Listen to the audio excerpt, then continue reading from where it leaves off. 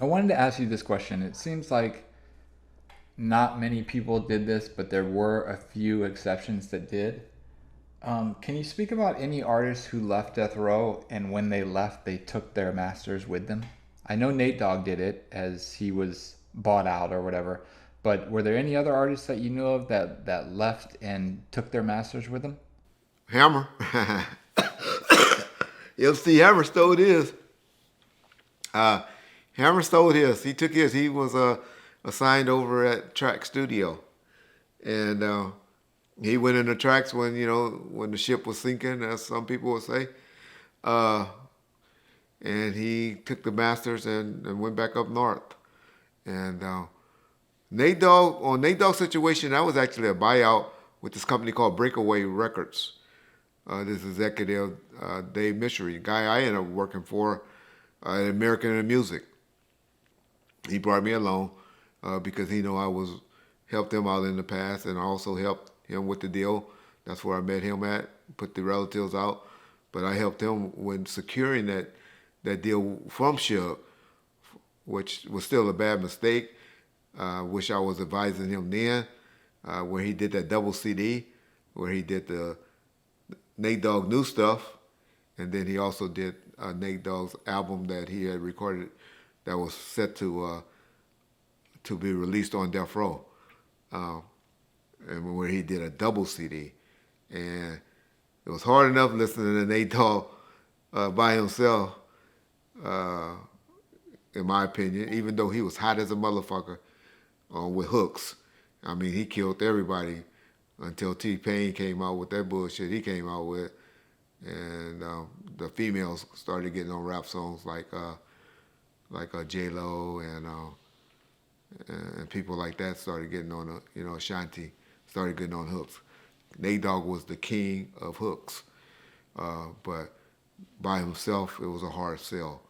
I wish they would have just put that album out in two separate singles, and I think we'll be talking about Nate Dogg more as a solo artist and not just a king of hooks.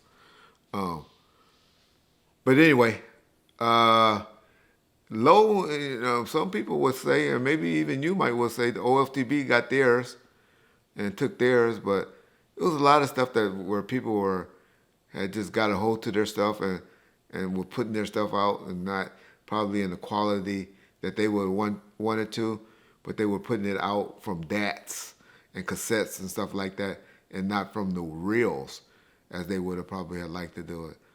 But off the top of my head, those are the three that I know of that put out stuff independently or through another record company that was during the time that they were recorded on Death Row.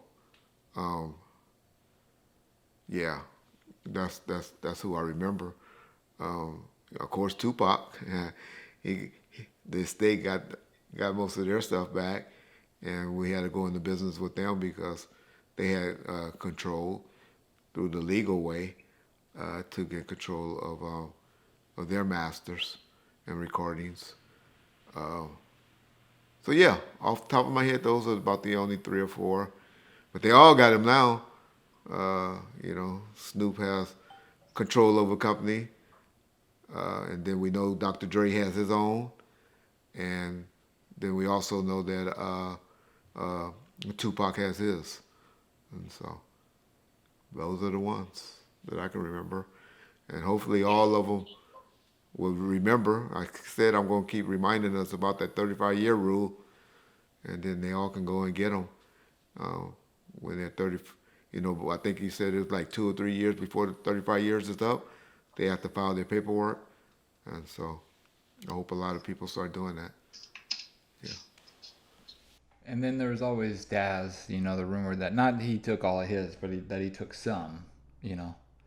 And I think Nutso took a couple of his at one point too. Those were the only ones that I remember, other than the ones you mentioned.